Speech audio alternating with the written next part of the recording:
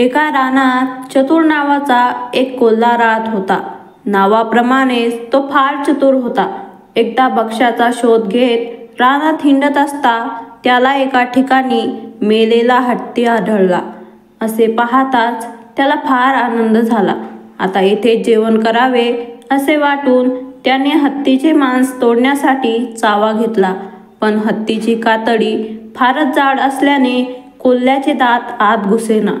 हत्तीला एक फेरी मारीत त्याने अनेक ठिकाणी मांसाचा लचका तोडण्याचा प्रयत्न केला, पण कुठेही लचका तुटेना की कुठे एखादे भोक पडेना.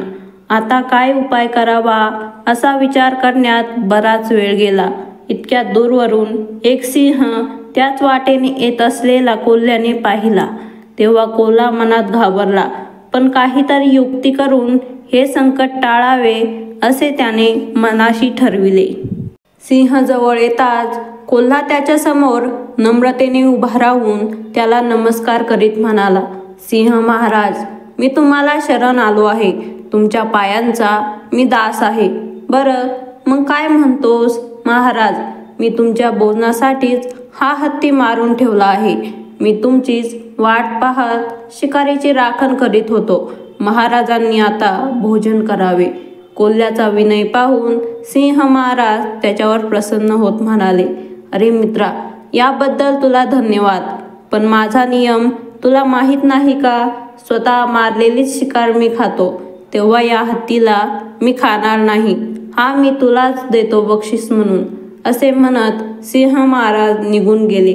सिंहाच्या तावडीतून तर वाचलो, पण आपली अडचण अजून तशीच आहे.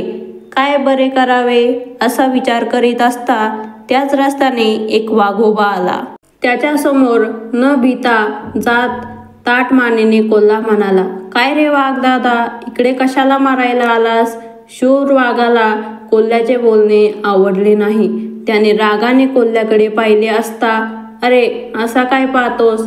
ही सिंह महाराजांची शिकार आहे. ते गेले तांगोळ करायला, म्हणून मी राखण करीत आहे. आता जा लवकर पलीकडच्या वाटेने. महाराजांनी पाहिले तर ते फारच रागावतील. सिंहाची शिकार असे समजताच वाघ टरकला आणि फुकटची कटकट नको म्हणून पलीकडच्या वाटेने निघून गेला. वाघ निघून गेल्याने हेही संकट टळले, पण कोल्ह्याचा प्रश्न काही सुटत नव्हता. विचार करीत असता समोरून एक बिबटा वाघ येताना दिसला. तेव्हा कोल्हा मनात म्हणाला, या हरामखोराचे सुळे फारच मजबूत, त्यालाच करावे मामा. असे ठरवून बिबट्याजवळ येताच कोल्हा अत्यंत आदबीने त्याच्याजवळ जात म्हणाला, काय बिबट्या दादा, कुठे होतास इतके दिवस? बऱ्याच दिवसांनी भेटताय. आणि हे काय, तुमची तर हाडे दिसू लागली की? बऱ्याच दिवसांनी उपाशी दिसताय. होय रे बाबा, बरेच दिवस झाले उपाशीच आहे. मग असे करा, 4-2 घास पटकन खाऊन धूम ठोका. सिंह महाराजांची ही शिकार आहे. सिंहाचे नाव काढताच बिबट्या म्हणाला, नको रे बाबा, सिंहाच्या शिकारीला कोण तोंड लावेल? विनाकारण प्राण जायचा. अरे भेकारड्या, असं काय भीतोस त्या सिंहाला? मी सांगतो तुला युक्ती. अरे सिंह महाराज शिकार डोक्यातून खातात. तू मागच्या पायाकडून भोक पाड, ते काही सिंहाला समजणार नाही. नको, मला फार भीती वाटते.